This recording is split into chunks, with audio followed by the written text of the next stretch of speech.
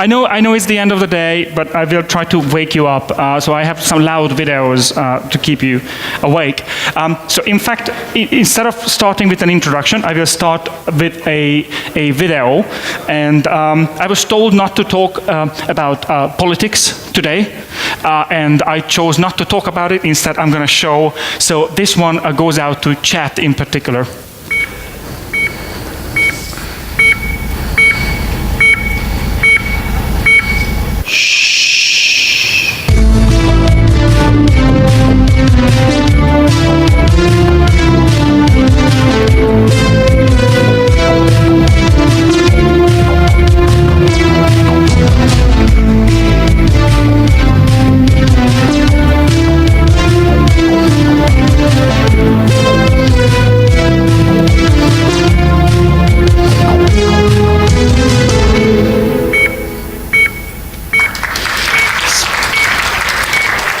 So this was a video about an addition we made for Surgeon Simulator a while back, but a couple of housekeeping first. First of all, during this lecture, if you like any of the slides, just take a picture, please, and tweet it at Bossa Studios, and we are going to give away some free game keys of many of our games, so it's in your best interest to tweet about this. My name is Imre Jele. I'm one of the founders of Bossa Studios, and we are a game development studio in London. As you can tell from my accent, I'm not exactly British. I'm Hungarian by birth, and but we've been doing this business there for 6 years now. We started the 3 of us, and now we have 50 people. Our biggest success so far is Surgeon Simulator. That's probably the most known game we did. We did a bunch of other games and won a bunch of awards, but that was the game which went the furthest. And it achieved both great sales. We sold over 3 million copies. I still don't believe that. Why would people buy that game? But they do. And also it became somewhat of an internet meme. If you go on YouTube and search for a Surgeon Simulator, you're going to find a crazy amount of videos of people playing the game. Now, throughout this presentation, I'm going to show you a bunch of videos for 2 reasons. One is to show what are the kind of games we made based on game jams. Everything what you see here, all of the ideas, all of the games were born in game jams. Secondly, I'm showing these videos to show off because I'm quite proud of these games and I want to advertise ourselves. So on that note, the spiritual sequel for Surgeon Simulator was I Am Bread.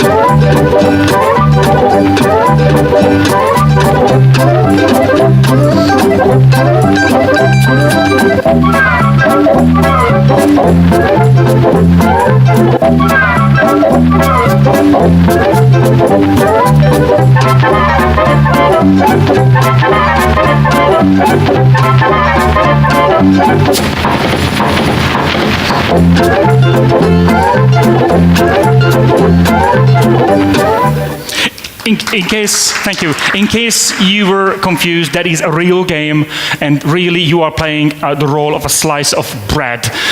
It is as stupid as it sounds and as fun as it sounds, and yes, you saw it right, that was a slice of bread humping a loaf of bread. We went there. So when we started Bossa Studios, we started with this excitement that this is our chance to create, and we're going to show everyone, the 3 of us who started the business, we're going to make the games we always wanted to make.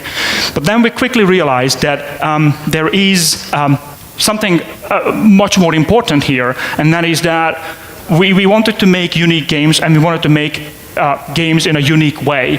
And we quickly found out that just the 3 of us sitting down and being very clever is not going to create the best games. So we wanted to create a culture of meta-creativity. So technically, it is my job to be the creative director, but instead, I thought it's much better if my job turns into creating an environment where other people can be creative. That's great because we end up with better games, and that's great because I have less work to do because the ideas don't depend on me.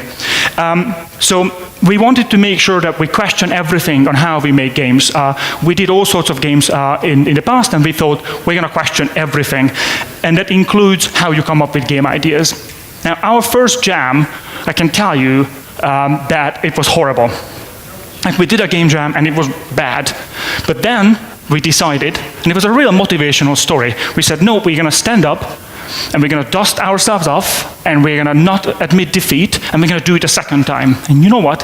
When we did that second game jam, that game jam was even worse than the first one. And we did this a couple of times, and then slowly but surely we learned new things, and we became better at doing internal game jams. And as you can see, that Surgeon Simulator came from a game jam, but so did I Am Bread, and even our latest game, which I'm going to show you later, Words Adrift, is also a game which was born in a game jam. So today I will talk a little bit about game jams in general. Then I will talk about some of the benefits of jams. Then I will talk a couple of lessons. And lastly, I will finish up by telling you exactly how we do game jams at Bossa Studios. Now, I always challenge people at conferences to not to listen to the speakers. Don't listen to what the speakers say. What you should do is that ask your own questions. What they say, you don't have to agree with it, but it should make you ask questions. And that's what I encourage you to do here as well. Ultimately, everything I say is just my humble opinion. That said, it is true that we regularly are praised for our creativity. In fact, we are often accused of taking drugs to come up with these crazy ideas. And more importantly, knowing that these games sell and we're making very good living out of them shows that we're onto something. I believe that we are a proof that regular internal game jams can help your studio a lot. So let's talk a little bit about the cultural backdrop of game jams. I'm not going to bore you with the definitions and history. You can look that up online. A lot of people who are much more clever than me wrote big articles about it. But I just want to talk a little bit about that, just so you can understand why and how game jams actually work. Now, the origin is in music. As you know, it's about free-form music creation. It's about collaboration. It's about exploring new ideas. It's about creating music together. And it's all about creativity, right? And so it's because of that, it's not a surprise that game jams became born, or at least became prominent in the early 2000s. That was around the time when big companies like Activision, EA, Ubisoft figured out of how to create this machine of building like one title after the other, and every year there's a new sequel coming in. And you can only do that if you remove every potential failure points. And being creative and innovating is one of the biggest failure points, so they carefully removed them. And so in a way, you can say that the whole jamming culture, and around the same time, we also had the whole indie game revolution.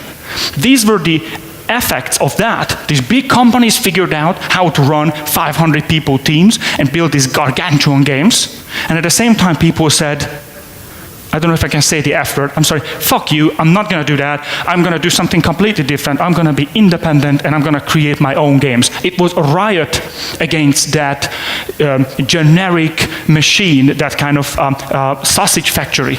And that was a revolution, and that was a riot against that. That's how people stood up to get back the freedom they lost, and get back that creative spark, which, let's be honest, what separates from the mediocre from the amazing in all art forms. Doesn't matter if it's a painting or a film or a game, for that matters.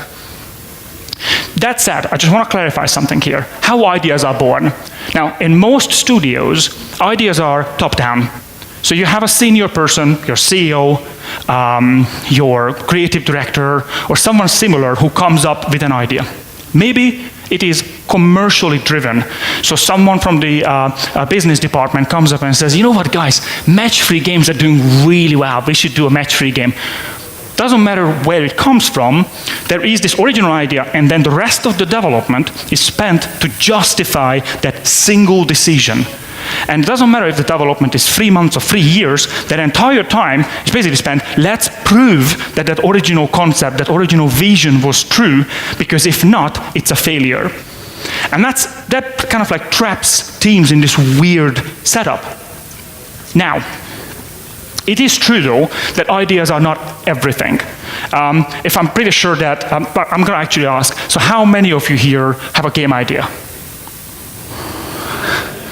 Okay, so statistically, I can state that your idea is shit.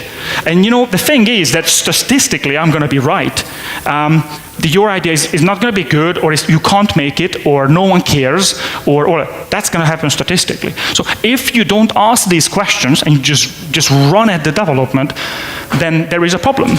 Now, that said, for example, the Mario games from Nintendo are not great because of the core idea. Because let's be honest, a core idea about I'm going to make a platformer game about a fat plumber who likes mushrooms, that's not a great game idea, is it? Those games are great because they are implemented to perfection. And so I'm not saying that you can't do games like that. You can. And especially with big companies, they can just throw human power and human suffering at the game until it happens. That's why we're hearing these big crunches and all this craziness, because you think it doesn't matter if the idea was not good enough. I just throw enough, human suffering at it until it becomes a good game because everyone lost their friends and family and just make games and that's it. So, and that can be done. And in a way, that approach is exactly what you need if you're about to make, let's say, War Shooter 9, or whatever is the game you do. That's exactly how you have to do that. The problem is that if you're a smaller company and you can't afford to say, oh, this game needs an extra 500 man-months, done. But if you can't do that, then you have to be much more clever about those questions I mentioned earlier. Is this a unique idea? Is this a good idea? Is this a game idea I can actually make into a good game? Thirdly, is anyone interested? You have to ask yourself those questions. You have to be very tough with yourself. And we found at Bossa that doing game jams is the answer to that. Otherwise, you end up in this weird hostage scenario where the game vision, the game idea is the hostage taker, and the team are the hostages, and they develop this kind of weird Stockholm syndrome where they start having this weird attraction to this game idea, and a stupid idea becomes great. I don't know if it happened to you, but we have this with names for games. I remember there was one project which was, the code name was, because we wanted to give it a stupid name, so we know that no one grows attached to it. So we called that project Pink Pony Massacre Island. And we thought, no one is ever going to think that's a great idea. But you know what? After 6 months of emails talking about Pink Pony Massacre Island, you know what? That sounds like a really good name. No, it's not. You're just looking at it for so long now that you developed Stockholm Syndrome. So you must make sure that you know what you're doing, and we do that via game jams.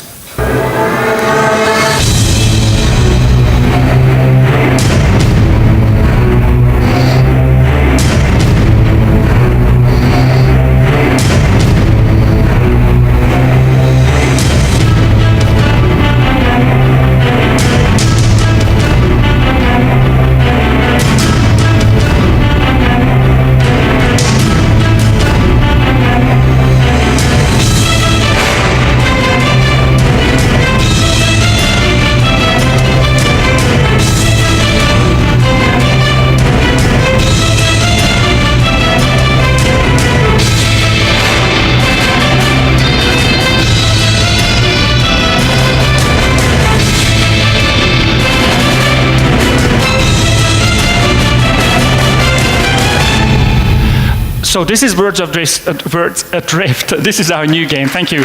And I'm quite proud of it. This is still at alpha stage. It's going to be a closed beta next year. The reason that I showed you, because this is a survival game, and let's be honest, because there weren't enough survival games, so we thought, let's make another one. When it becomes interesting that it's massively multiplayer with a couple of thousand people on a server, that it's completely physics-driven, so every object is physical, every object is fully simulated, so they stay in the universe even when you're not around. You cut down a tree and you leave it there, it's going to stay there forever. And so that idea, that huge concept, again, started at a game jam. So when you think of game jams, you don't have to think that it has to be a silly physical comedy joke like Surgeon Simulator. It can be something bigger. So next, I wanted to talk about a couple of the benefits of game jams, the way we see them. So the first is creation and exploration. Creation is obvious, not going to talk much about it. Everyone knows game jams give you new game ideas, blah, blah, blah, that's done, no one cares.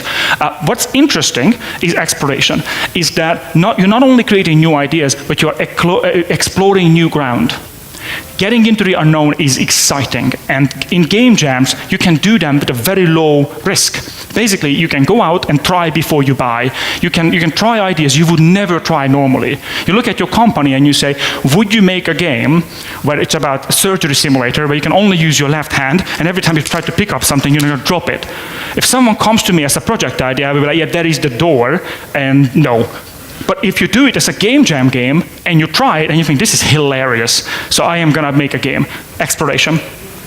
Also, it's a great opportunity to learn.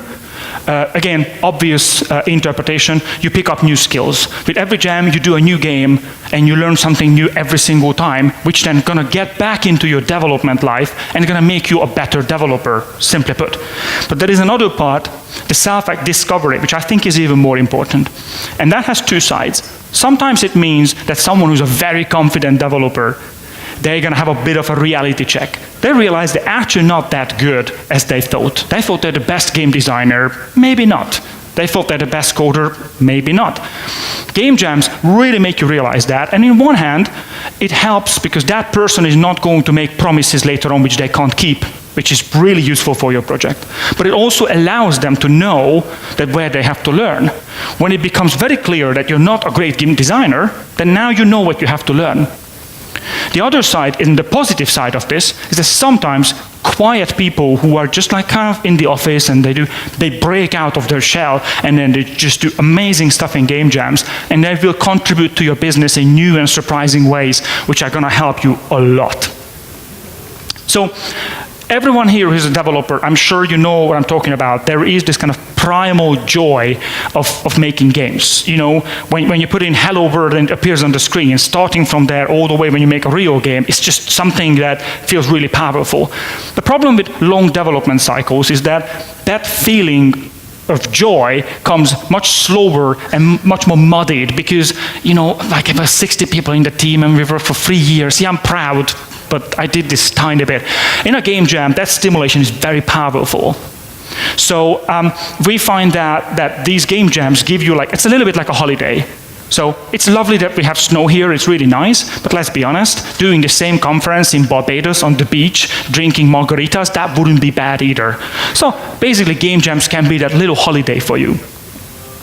Now, it's also a great opportunity for team building.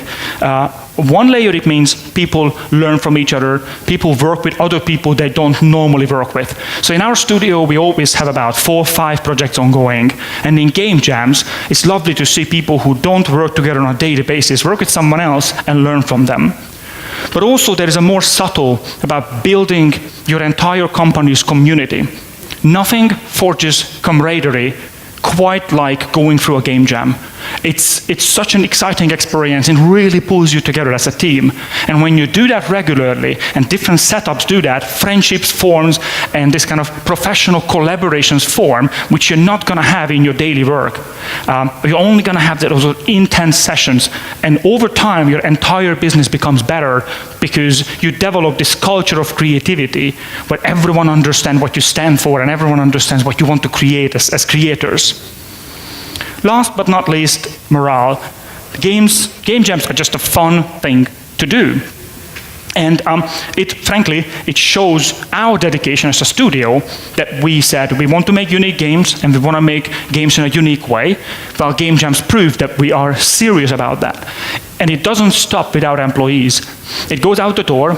I know that our fans talk about it, our players talk about it, and future employees are going to hear about it. On a related note, we are hiring.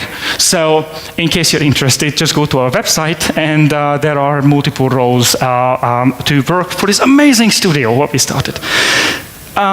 So something my team asked me to talk about though is that a happy team does a good game jam, but a game jam alone doesn't make your team happy.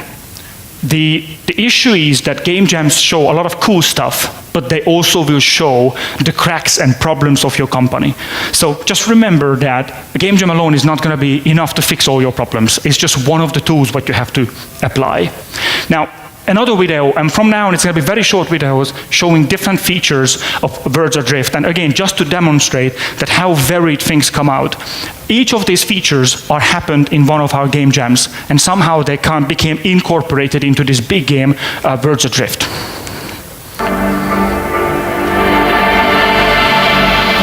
So this is about shipbuilding. I don't know how much you can see, but the idea was that originally that we wanted to give people ships.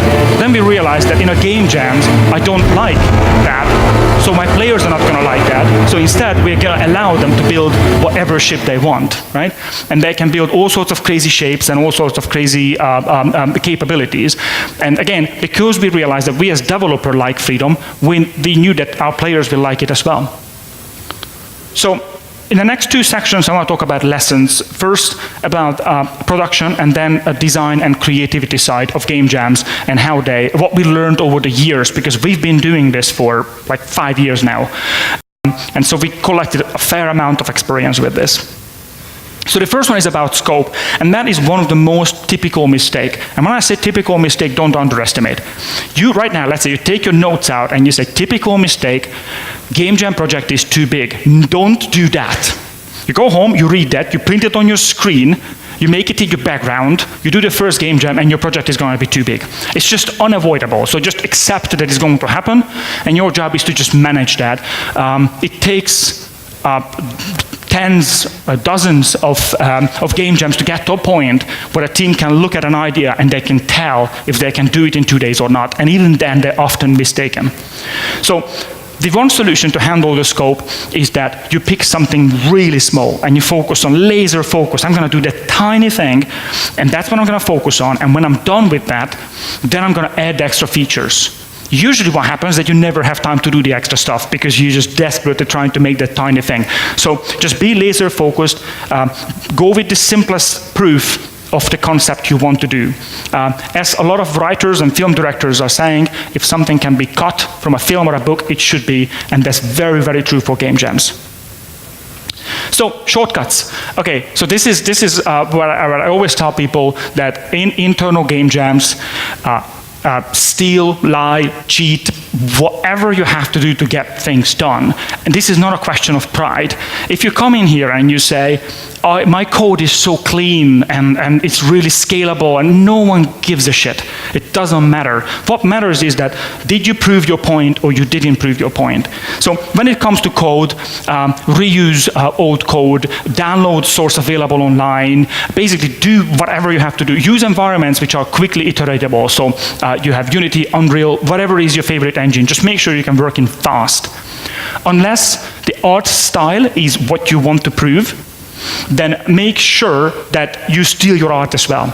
Like on our internal game jam sites, we have stuff. I'm pretty sure, by the way, that we stole from some of you. So we have internal game jam games with your art. I'm fairly certain of that.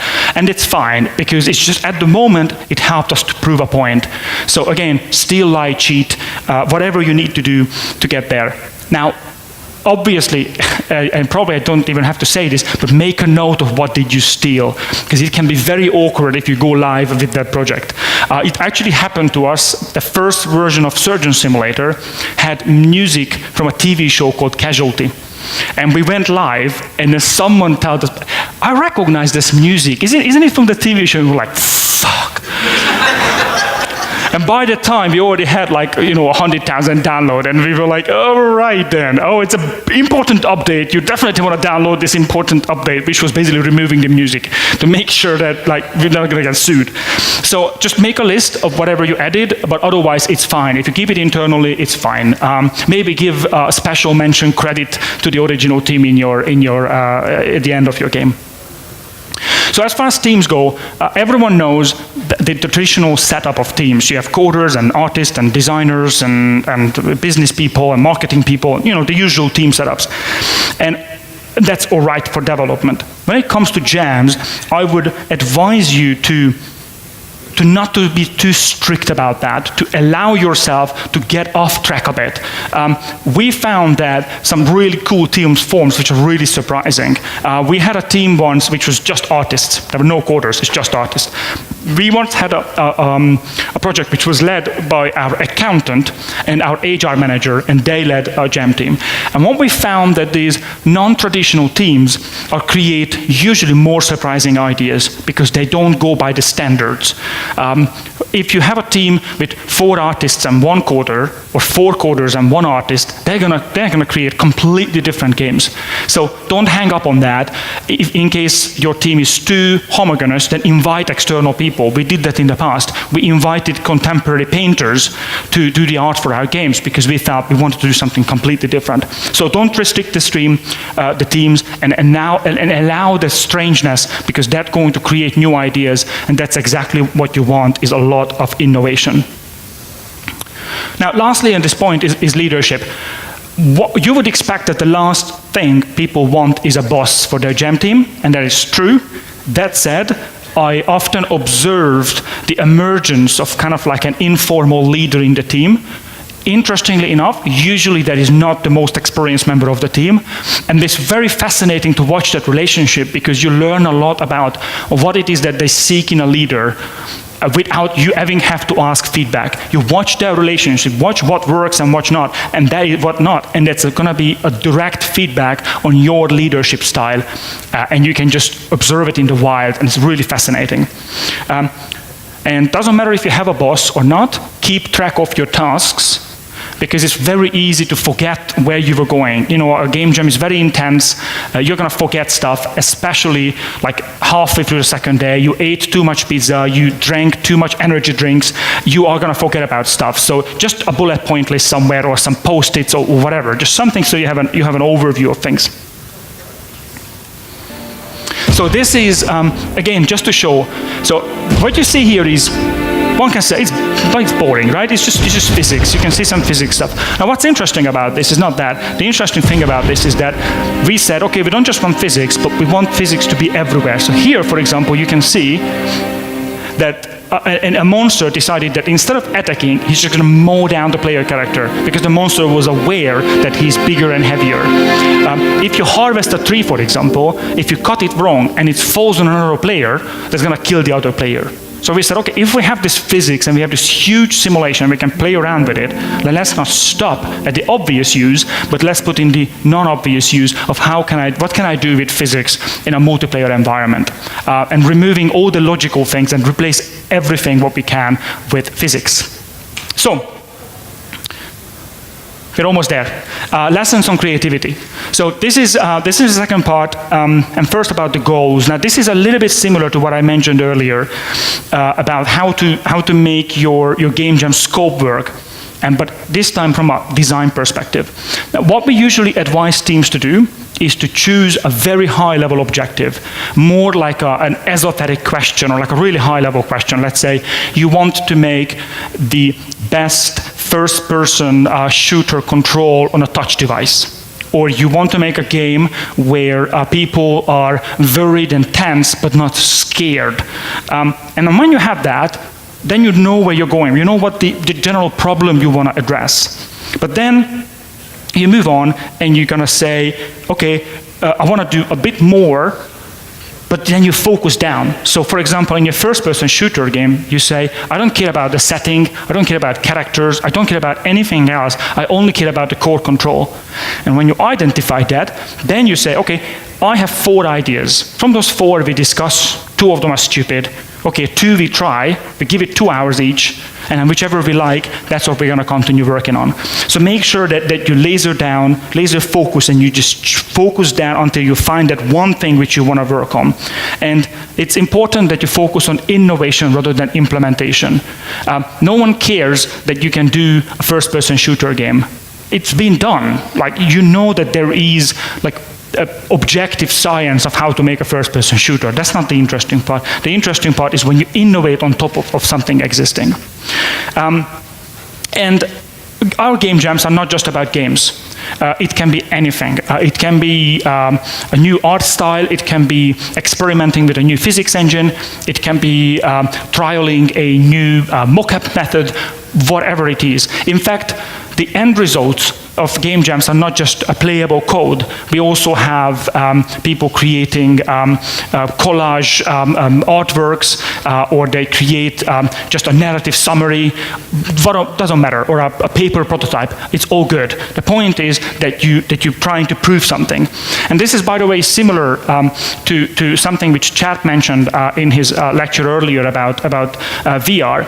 Is that it's a scientific method that you set out an objective, and then afterwards you either prove or you disprove that, but either way, learn something new. And that's the goal here as well. Again, don't care about implementation and polish. We care about innovation and asking tough questions and trying to find answers to them. So iteration, again, this is something that often people forget, and I should have named it play your game. Often in game jams, because it's so intense, people forget to play their games. And everyone is like 3-4 coders working on it. They, each of them like churning out features and mechanics, they're shoving it in, and they look at it at the end of the second day and like, done! Look at it, like, this is horrible, because no one ever played it. So just make sure that to remind yourself that at least every 2 hours or so, play that game and question, is this really the game I wanted to make? And it's a really tough choice. Like when you are like a half a day in, you look at your playable and you realize, this is not only not answering the question I wanted to ask, but also it's just a bad idea. And then admitting that and making a change is really hard, but it's much better than wasting your second day. And we had teams who basically, after the first day, they said, yep, we were wrong, we're starting a new game jam, we have 1 day now, because we wasted the first day, because we had the bad premise. But that was brilliant, because we learned something new. And again, I'm going to go back to mood as far as the lessons go. It's just simple tip, have fun. Frankly, these jam sessions should be exciting and fun, and if they aren't, then you're doing something wrong. If it feels like a chore, you're doing something wrong. If creativity just doesn't happen, well, then either you're not talented or you're doing it wrong. So just make sure that you just sit back and relax and enjoy. People who take themselves too seriously usually struggle. So in the last section, I'm going to talk about jamming the Bossa way. So as I said, everything in this game is physical, and everything is present, and everything is multiplayer. So here you're going to see a ship.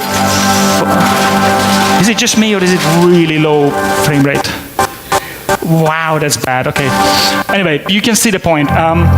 It's basically everything is on the same screen. And then what we felt is that, okay, if we have this simulation universe, and we have all of those items there, and in one of the game jams, the idea came up, so, okay, why don't we leave them in the universe? And this is sped up now. Another ship arrives, and they find those parts of those ships and start using it on their own. Again, it's the idea that you have a feature. I'm going to skip because this is awful. And then you can come up with crazy ideas on top of an existing technology. So just quickly going through how we do game jams at Bossa. We spend 2 days a month. We've tried a wide variety of times, and we tried all sorts of things, and you have to find your own, basically. It's that simple. Sometimes we miss a month and do a week-long one later on. Sometimes we only do half a day brainstorm when we feel too tired for a jam. It's completely flexible. Again, don't stress about it. Whatever feels right is what you should be doing, but just try out different formats as we did.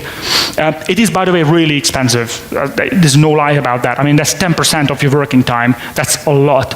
But for us, it's paid back with ideas which are million-selling games. So I'm thinking that's fine. Right? 10% was fine to make a game which sells that many units. So as far as themes go, sometimes we have themes, sometimes we don't. Sometimes it's around a business objective, sometimes it's around the hardware. That's fine, but often we just leave it free and we just allow people to do whatever they want to do.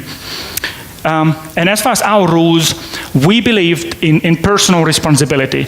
If people don't take initiative, then it doesn't matter what you do. If you come up with 100 rules, they're still not going to take initiative. In fact, you're going to discourage initiative with too many rules. So what we say, number one, create something new, which means that you can't continue working on something you did before. It can't become a pet project you work on the side. Every time you have to prove something new.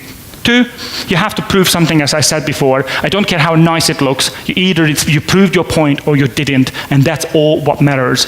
3, aim for success, which means that we want you to create something which Bossa Studio can turn into a success. And it's a really vague rule, but there you go. There's no point trying to come up with something which is not a video game, for example, because we are a video game studio. And last, collaborate. Again, it's fairly obvious.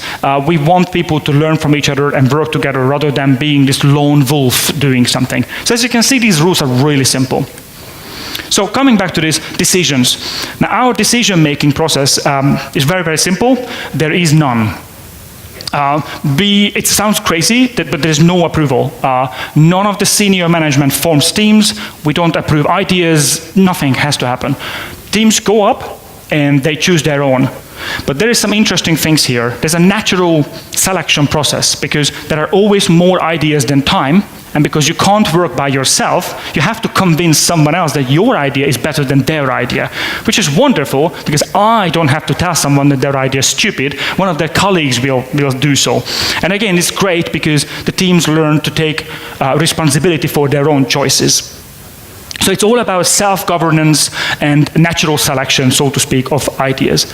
After a jam, we always do a follow-up, and it's very important. All of the games are playable to everyone, but about a week later, we do a presentation where each of the jam teams stand up and state, this is what I wanted to prove.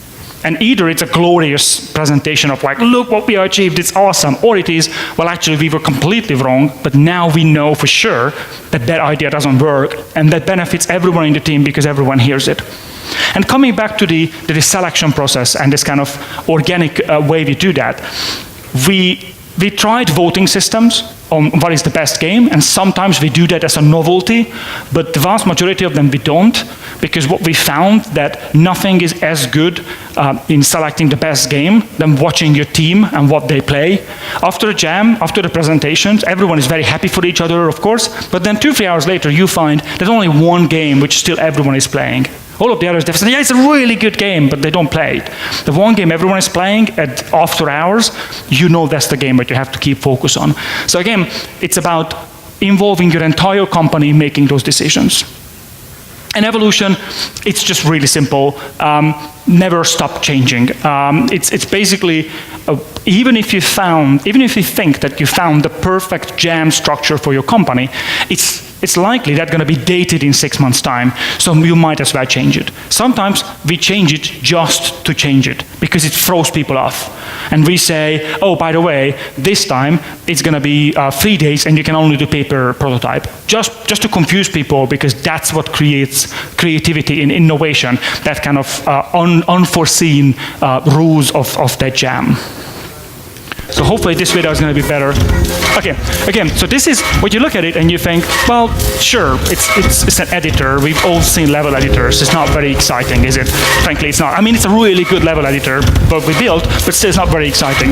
But then what happened, that in one of the creative brainstorms, someone said, okay, we have to hire so many people to build all the levels and all the islands because we want thousands of islands in our game. And we have the procedural creator, but it's not the same. And we said, oh, why don't we ask external people to build islands? Ultimately, we not only asked fellow developers, which was, by the way, great. We asked all of our friends of indie developers making islands, but we also put it out on Steam. So actually, you can download this editor for free. You can make islands, and then your island will be in the game when the game launches. On day one, your island is going to be there.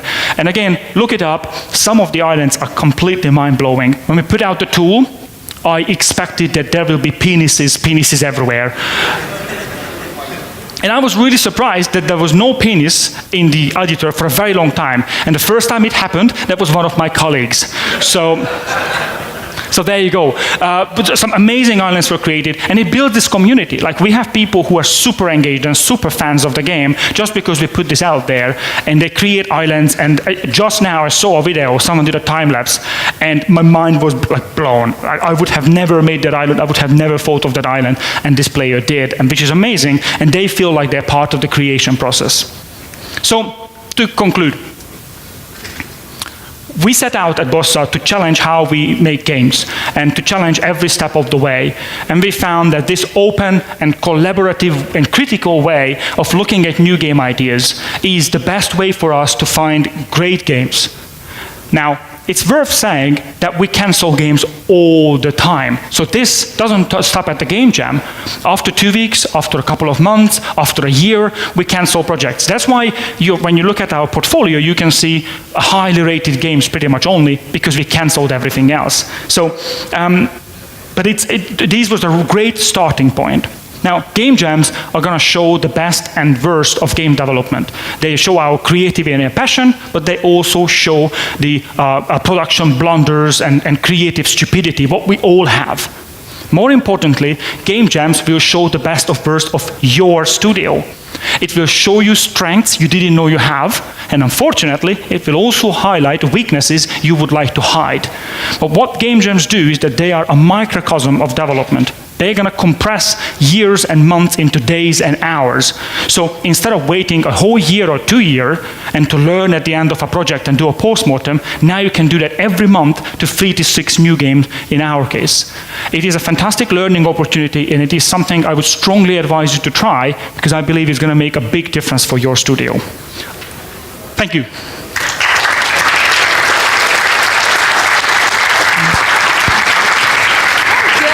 Have some time. Okay, hello. Hi. Thank you for your presentation.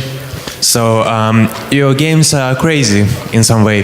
So I just in every way, yes. Yes, I want to ask you how to draw the line between the too much crazy and crazy enough for the game. Thank you.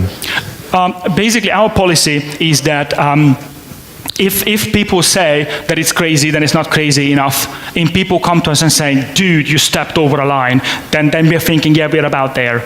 It's just, and again, work with your community. Like with I Am Bread, that video what you show, what you've seen before earlier, that was the first video we put out. We didn't know what people are going to say. We put it out, and we said, if it's going to have 500,000 views, that video, in a week, then we're going to make the game. We got 2 million views in a weekend, or something like that. And we were like, yeah, okay, clearly there is interest. And then we made the game. It's collaboration with your audience.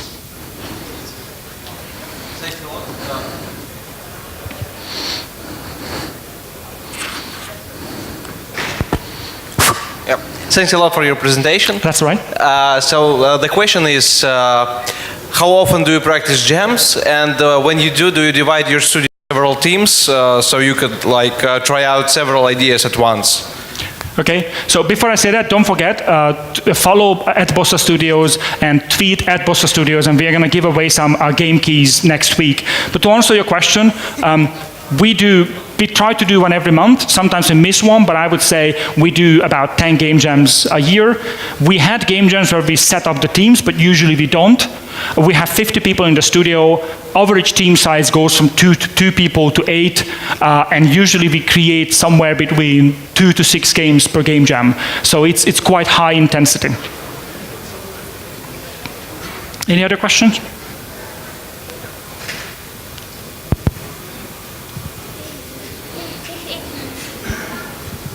Hi.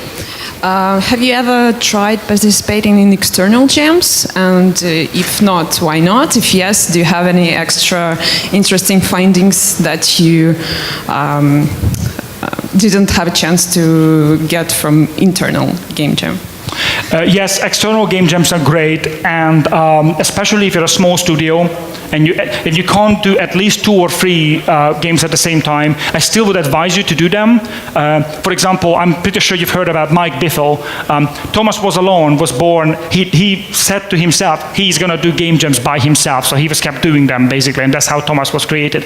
But we do go to external game jams, and sometimes we invite external people to our jam. So when we had, as I said, artists or an indie game developer or an expert in AI or someone else who we brought into our team, and that's how we did it. The only difference is that it's a change of venue and it's a change of environment, and being in front of other people, not your colleagues, kind of pushes you a bit more, because being embarrassed in front of your colleague, that's one thing. Being embarrassed in front of the entire planet, that's a little bit more awkward.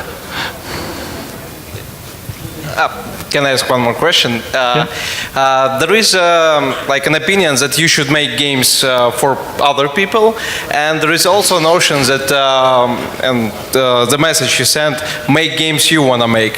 So where do you usually draw the line in Bossa Studio? So. I totally understand that we had endless drunken debates about should you make the game, and I always just ask the question, is that do you want to sell? Like, if you just want to make a game which proves your artistic prowess and proves that what a great, amazing developer you are, then you do whatever you want. But if you want to reach out to an audience and you want to give them, want to send a message out, and if you want to make money, then you will have to think about what other people like. So I'm not saying sell out, I'm not saying do a game you hate, but equally, from all the games you would be interested in doing, choose one which you know other people would be interested as well. Hello, thank you for the talk. It was an ingenious idea to hire Troy Baker to voice Imre. At this point, you must be having like hundreds of small games that are unfinished or just didn't make it through in your small game chase. What do you do with them? Do you recycle them? Do you visit them again? Maybe your teams try to recreate them up on one or another game jam.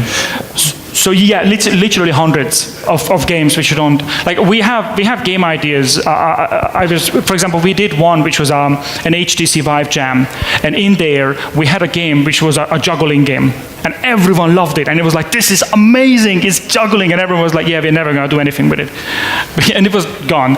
And so what we try to do is that we have this kind of flashback, like once a year we look at games earlier and we do a jam, which is you have to choose a game from before and do something with that to make it work.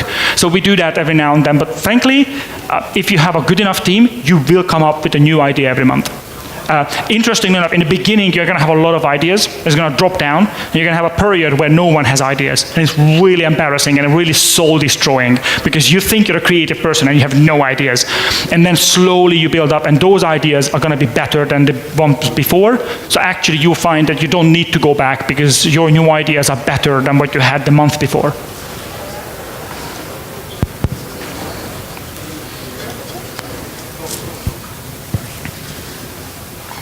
Hello, thank you for your speech. So I was interested, since all the people in your company are working on different projects through the year, and they're constantly taking part in those jams. So perhaps sometimes they can come up with some really great game, and they will be so passionate about it that they do not want to continue working on their current projects. So have you faced that, and how do you proceed in this situation? With great amount of panic, that's how we deal with this. Like, it happened when we had to cancel a project because the most of the team who were on that project, they did a game jam, and after the game jam, you can tell they just didn't want to work on their existing. So we canceled the other project because they just wanted to work on the other one. It also happens that we separate a team. So we say that some people do that. Sometimes we just shelf it. Sometimes other people pick up. So you did one on a jam. Interestingly enough, one of the bigger problems is that when, for example, with Adrift, the Adrift team like outright said, we're not doing a jam, we're just too busy. So what we did is that we did a Adrift game jam. And if you saw earlier, there was like these wings on people. That was not in the game design originally. That came in one of the game jams, and we added it to the game because it came from a game jam. So it is crazy. But what you have to understand is that, for example, in our case, if a development for us lasts anywhere between 6 to 24 months, and I can, at any given point, I can make 3, 4, like 5, 6 if it's smaller, 3 if it's small, if it's somewhat bigger games, then I know that every month I'm creating 3 to 6 ideas. How many of them are going to go into production? Very little, but that's part of it. That's part of the whole deal, is that you just have to keep pushing, keep pushing, keep pushing. So we always have a backlog of amazing ideas we can start working on. If there are no more questions, none? Look like that. So, okay. Thank you. Yeah. Thank you.